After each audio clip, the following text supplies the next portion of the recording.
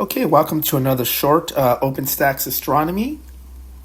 We're going to be looking at chapter 14, the origin of the solar system, and we discussed a brief overview about this in a previous chapter, I believe in chapter 7. We'll try to get a little bit more in detail here. So, formation of the solar system, and notice we're really only going to focus on section 14.3 here. So, here we have an image of planetismals here. And so we see that this is a star system being formed. And we could see star in the center. And we could start seeing kind of some grooves that are carved out as these planetismals start to form and taking out all of the debris there. And so each of these grooves represents perhaps a planet that is being formed there. So when we look at a model for the solar system, we want to make sure that it coincides with what we observe, with what we see in our current solar system here. And so there's 4 conditions that we need to make sure that we address here. And the first one is the planets and moons orbit and rotate in the same direction. So everything is orbiting and rotating counterclockwise here, except with a few exceptions. We've talked about how Venus actually goes clockwise on its rotation there. And we think that's because it was hit by an object, right, early on in the solar system. And then we also see one of the moons, or we see that actually happened with Uranus there, that it is kind of on its side as well. And then one of the captured moons of the outer planets as well, right, where it actually orbits in a clockwise direction there. And we just think that was some kind of captured debris there. But it has to explain kind of the motion of why everything goes in that same direction. Also, we want to talk about, could it describe the 2 types of planets, right? Inner small, rocky, metallic terrestrial planets, and then the outer Jovian gas large giants that are on the outskirts. It should also talk about, or it should also be able to explain why we have 3 major areas with a lot of debris concentration. The asteroid belt, inner part of the solar system, the Kuiper belt on the outer part, and then the Oort cloud, this kind of halo around us. And of course, as we talked about some of these exceptions, we should be able to describe why there are some of these exceptions to the rules here. Specifically, Uranus, it's axis tilt, almost at a 90 degree. And then the Earth and Moon, that ratio between them is fairly large. Typically, moons that form around planets are fairly small compared to its planet. So nebular theory is what we've came up with. This is kind of the current model. Nebula meaning cloud. And so nebular theory is our solar system formed. It says that it formed by a giant cloud of interstellar gas. So a lot of gas debris, and then slowly it starts contracting and gathering more and more into a very, very dense amount of space. So the origin of nebulas is stars actually recycle. They're pretty efficient. At the end of our sun's life, it will start emitting a lot of its leftover debris in a planetary nebula. It will start giving out all the leftover debris that it didn't burn up as fuel. Other stars are a bit more dramatic. They will explode in a supernova and give out all of its remaining elements, hydrogen, helium, and anything else that is created. And so different generations of stars are formed from past generations of stars. That saying that we are made of stardust is really true. So these newer generations are just recycled debris from older stars. And this happens over and over, so different generations. So in short, the solar nebular theory here says that we have a huge cloud of gas. It starts to contract. And as it starts to contract, it starts to flatten. So it doesn't remain like a sphere, like a ball. It remains more like a pancake. And then it gets concentrated the disk of matter with concentration near the center, right? So we get a lot of that in the center, which is going to form that star. And then it'll start to rotate, and all of the leftover debris will start colliding into bigger and bigger pieces, eventually forming what are called planetismals, and then those will form into planets. And as these start colliding with each other, all of that debris will end up getting cleaned up. So let's talk about this initial process. So cloud of gas, gravity starts to kind of contract it. And as everything gets closer together, it starts to heat up.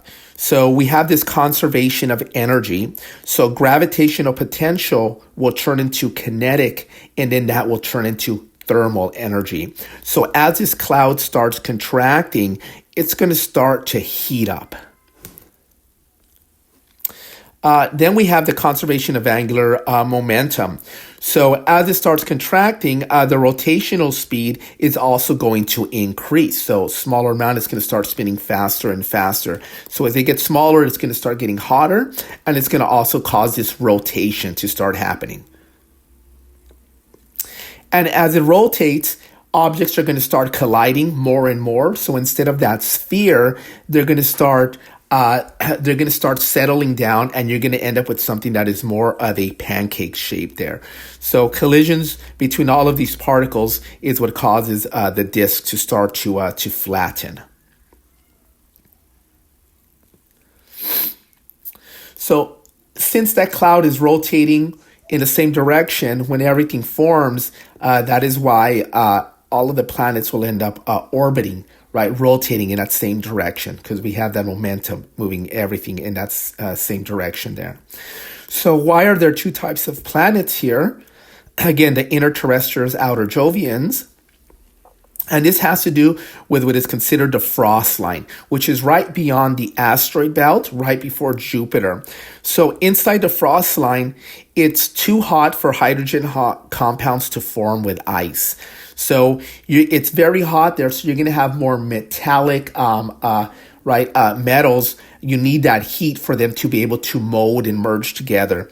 Beyond the frost line, you're not going to have that, but it's going to be cold enough for those hydrogen compounds to start kind of merging together.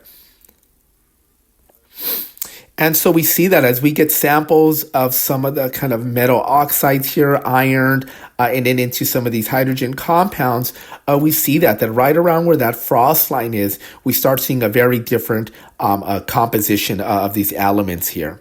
So the chemical condensations are going to be what separates that. And that happens right around that frost line, which again is right between Jupiter and that asteroid belt.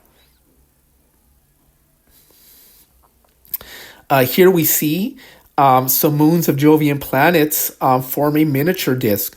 So as you have a star and everything is orbiting around it, while within there you'll kind of have these smaller systems as well. So some of these planets start forming, and they themselves could capture other objects. So something like Jupiter would be able to capture these other moons, and in itself it kind of creates this little system. But again, everything's still orbiting in that same direction. And testing the model here. So if we look out for evidence at other star systems that are being formed, we actually see that. And we could actually see evidence of these orbiting disks and then some of those grooves that are actually being formed there. So there is a lot of evidence that we find for supporting that nebular theory. On the right is an artist's rendition, but on the left is an actual image here. And we could see that in the center is a star there. And then you could see those grooves, which are planetismals, right? Or planets that are forming, carving out all of the leftover debris. And so eventually you'll have just those planets forming around. Once the star in the center sparks and nuclear fusion begins, the solar winds will start pushing all of that debris and dust back out towards the outer part of the solar system. And what will end up is is something that's a lot cleaner and with less debris. Again, depending on where certain planets are, they might cause some of these belts, like the asteroid belt or the Kuiper belt.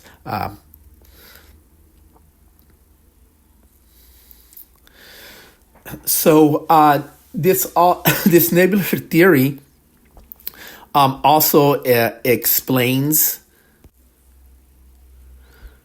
the third condition for a system here, and again, is going to have to do with these asteroid belts. And we've been able to say, because of the location of where Jupiter is and its gravitational influence, that it creates these specific belts. And in the Oort cloud, where Jupiter tends to throw these objects out. So those large Jovian planets on the outskirts tend to support that theory. And then, of course, we talked about the exceptions. And when the solar system was forming, there was a lot of heavy bombardment. So a lot of collisions happening, very violent time. And so you have objects, large objects, hitting planets like Venus that are making it rotate backwards or knocking over Uranus on its side there. And even the Earth and Moon, we think a Mars-sized object collided with the Earth. That's about as big as an object that could have collided without breaking it up into pieces. And from that debris, then the moon formed, and that's why the moon is very large compared to that. So this nebular theory does do a good job at explaining all four of those conditions observed. So do we need to modify our theory? And if you recall, there is no absolute truth in science, right? We always have to be open that we're missing some information. Over just the past few decades, our models of the solar system have changed dramatically. I remember when I was young, we thought that because the Jovians are made up of gas, they're lighter, that lighter objects would get moved towards the back of the solar system. Heavier objects are harder to move, so they would stay towards the center. We know now that it's not the case just on the weight there. And our solar system model has been modified over time. And now that we see observations out in space, a lot of things support it, but now we're also able to see other planets around other systems. And what we find are some things that kind of contradict some of the things that we thought should be observed. So as we look here, these are going to be Earth-type planets, Jupiter-type planets discovered. And this is a fairly old chart going to 2015. We now, in 2022, have about nearly 5,000 planets that we've discovered outside of our solar system. But here you could see that there's a large concentration of Jupiter, Saturn-type planets, not as much as those kind of Earth-type planets. And they did come to rise towards the end because we've had more sophisticated technology to assist with that. Jovian planets are bigger. They're going to be easier to detect.